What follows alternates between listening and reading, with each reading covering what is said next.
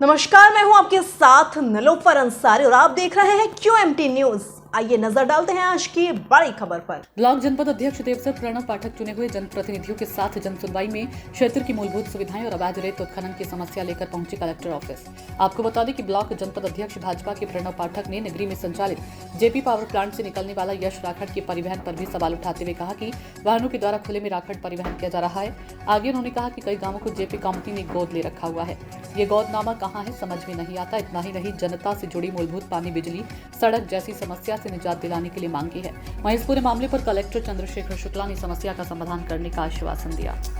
जनसुनवाई पर यहाँ पर दर्जनों की संख्या में ग्रामीणों के साथ क्या कुछ मांगा सर, मैं आप सबको बताना चाहता हूँ, ये हमारे जनपद पंचायत देवसर के सभी जनप्रतिनिधि हैं, जो माननीय हमारे उपाध्यक्ष महोदय हैं, हमारी जनपद पंचायत के सभापति हैं, जनपद सदस्य हैं। हम लोगों के पास कुछ ऐसे अधिकार नहीं है कि हम लोग चाह करके भी जनता का कोई मदद कर पाए, जिसके कारण माननीय कलेक्टर महोदय से मार्गदर्शन लेने आया था। जैसे सबसे पहले आपको बताना चाहूँगा कि हम लोग एक त्रिस्तरीय पंचायती राज के जनप्रतिनिधि हैं। जनता से डोर टू डोर जाकर उनसे वोट मांगते हैं, उनसे जुड़े हुए हैं।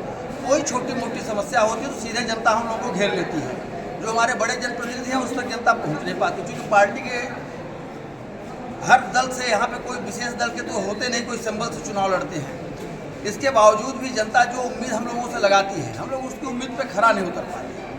परसों हम लोगों के यहाँ जनपद पंचायत की बैठक थी, तो हम लोगों ने चर्चा किया कि हमारे ग्राम पंचायत, जनपद पंचायत में पैसा होने के बावजूद भी हम लोग जनता की मूलभूत सुविधा को हल करने के लिए कोई ऐसा ठोस कदम नहीं उठा सकते, क्योंकि शहर में उसमें गैर अनुमति कार्य लिखा हुआ है।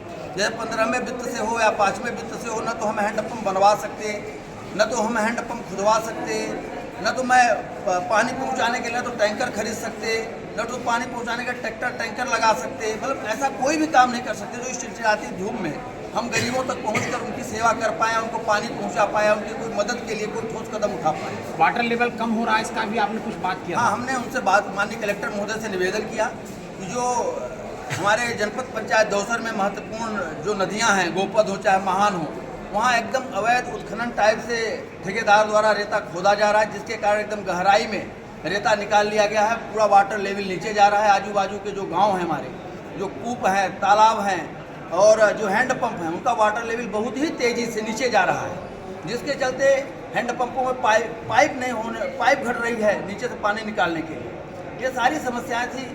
ऐसे ही हमारे जेपी कंपनी नगरी में जेपी कंपनी द्वारा राखड़ ट्रांसपोर्ट किया जा रहा है। पूरे रास्ते में राखड़ फैला दिया गया है। ग्रामीणों का रहना दुश्वार हो गया है, न तो पानी सिंचाई है, न तो कोई वो ऐसा कोई काम ठोस कदम उठाया जाए जिससे राखड़ उड़े ना। यहाँ तक कि जब नगरी कटाई, कुछ ग्राम पंचायतों को जेपी कंपनी ने गोद लेके रखा हुआ है, लेकिन ये गोदनामा कहाँ पे है ये समझ में नहीं आ रहा। आपकी सरकार है, आप सरकार के हैं, बताइए फिर ऐसा क्यों हो रहा है? बिल्कुल हमारी सरकार है। हमारी सरकार हमेशा समाज के अंतिम पंक्ति व्यक्ति तक पहुंचने का दृढ़ संकल्प लिया है, निर्णय लिया है। लेकिन जब भी कोई हमारी सरकार की विश्वास और भावनाओं पे कोई भी हो, चाहे हमारे जनप्रतिनिधि हो, चाहे हमारा प्रशासन हो, चाहे हमारे जनप्रतिनिधि और प्रशासन की सरकार का कोई काम करने वाला वेंडर हो, अगर हमारी सरकार की भावनाओं पे, जनता की सुख सुविधाओं पे या जनता के हितों पे कुठाराघात करेगा तो हम उसके लिए आवाज़ उठाएंगे। सरकार हमारी है, इसीलिए मैं आके कलेक्टर साहब से निवेदन किया, और अगर ये नहीं होगा तो इसके ऊपर भी हम जाके बात करेंगे। क्या उम्मीद है कितने दिन में समस्या हल हो जाएगी? देखिए, समस्याएं बहुत हैं, ये उम्मीद नहीं, पूरा भरोसा विश्वास है कि हमारी सरकार जो कहती है वो करती भी है, और हमारा जो जिला प्रशासन है निश्चित रूप से हम लोगों की बातों पे अमल करेगा। अभी कुछ ऐसी समस्याएं थी जिसके लेके कलेक्टर साहब ने भी जिला पंचायत सीओ को कॉल किया है, जाके उनसे भी मिल रहे हैं, उनसे भी अपनी समस्याओं का निदान करवाने के लिए हम लोग अपनी बात रखेंगे। नदियों में जो पोकलेन चल रहा है आपने बताया, तो क्या उन पोकलेनों को आप लोगों के द्वारा हटवाया नहीं गया क्या? नहीं, हम लोगों ने इसलिए नहीं हटवाया उनको क्योंकि वो ठेका लिए हुए हैं। तो हम लोग तो बस इतना माननीय कलेक्टर महोदय से निवेदन किए हैं कि जो अगर अपने एरिया से बाहर कहीं एक्सकेवेशन हो रहा है तो उसकी जांच कराए, एक्सकेवेशन का क्या रूल है, क्या रेगुलेशन है, उसको फॉलो कराए, और अगर जरूरी पड़े तो उनके मशीन से खुदाई को भी रोक लगाए, ताकि पानी नीचे, वाटर लेवल नीचे ना जाए। वाटर लेवल हमारा ऊपर है, ताकि 2-3 महीने की बात है, 2-3 महीने बाद बरसात शुरू होगी तो इसके बाद वाटर लेवल ऑलरेडी ऊपर आ जाएगा। अभी पानी की बहुत ही किल्लत है, मवेशियों को किल्लत है, ग्रामीणों को किल्लत है, तरह तरह की उसमें एक समस्याएं बनी हुई हैं।